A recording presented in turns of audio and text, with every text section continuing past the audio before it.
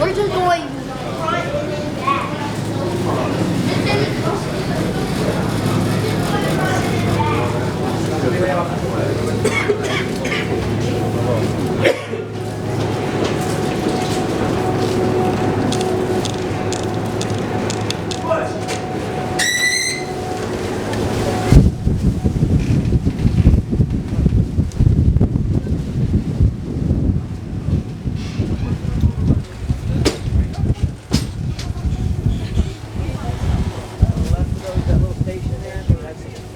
Oh, yeah.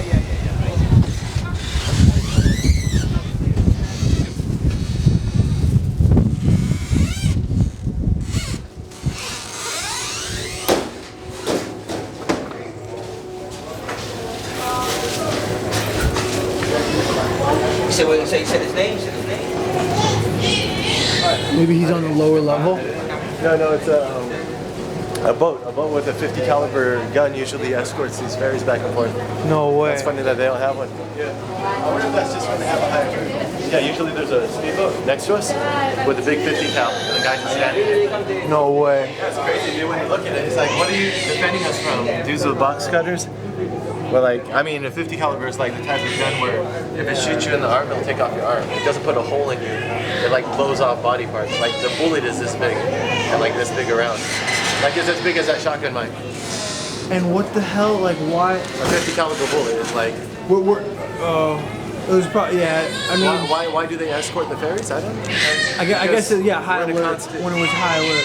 We're in a constant state of war. We live in an empire, and we fuck around with people all over the world.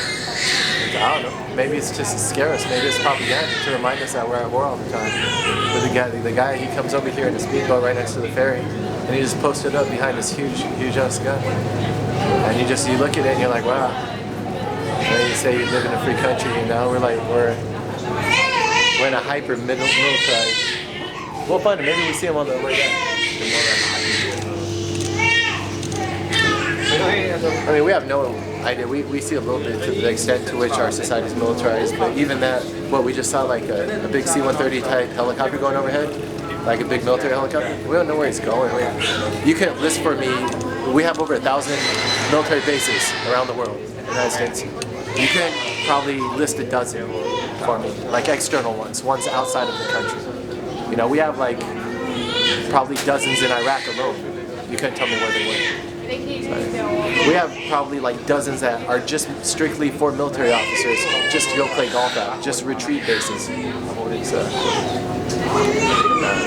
the military is like a huge black hole as far as like civilians concerned.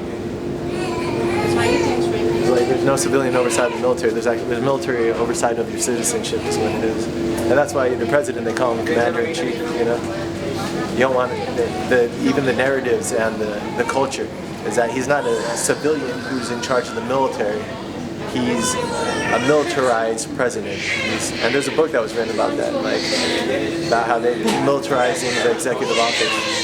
So he just a couple presidents ago started saluting the officers back and forth, and they treat him more like a military officer and less like a civilian who's supposed to be our highest oversight over like the military.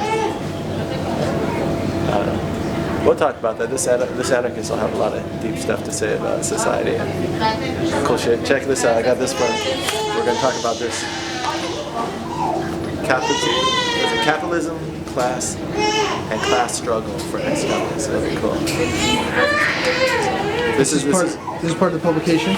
This is part of the literature we hand out. So the anarchist collective I work with, In Our Hearts, they hand out this literature for free. And that's what they do. They set out a table with a bunch of literature like this, and you just pass it out. You try to educate people. Let me see the back again. The New World in Our Hearts. They're really good people.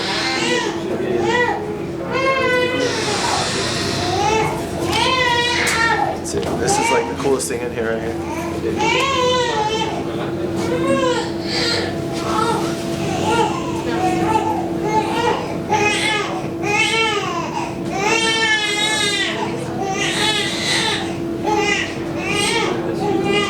So you have like the pyramid scheme of capitalism basically, and you have like all the different like types of people, personalities.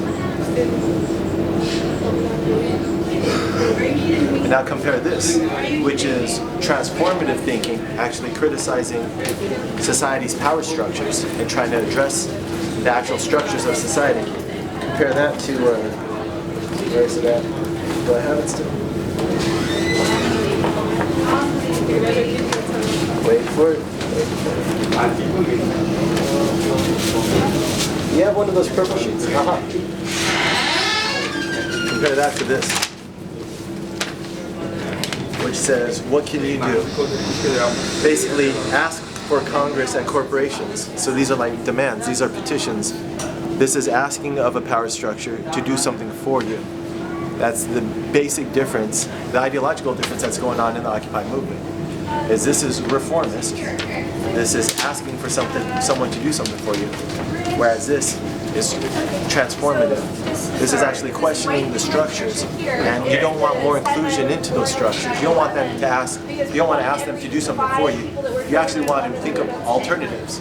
You want to address their basic illegitimacy, and you want to push them to be completely illegitimate. And you do that, anarchists believe, by prefigured politics, which is basically you create a model that exposes their illegitimacy and promotes your values. So a model that would do that, instead of asking someone for a job, you build a collective, you build a cooperative, you build an alternative model that's not a capitalist model, but it's a different model that shows your values of mutual aid, shows that you don't have to compete, shows that you don't have to have a division between wage slavery and capital owners, that actually a worker can also own what he produces and the means of production, stuff like that. So it's being more creative, and it's saying that let's actually challenge these ideas. Let's just not ask for more benevolent treatment from the structures. And it's interesting because look, we had I'm not sure where people should stand, because like this was an awesome demonstration this morning, right? There were a lot of people that came out and spoke, and maybe this is too hard of a discussion to have.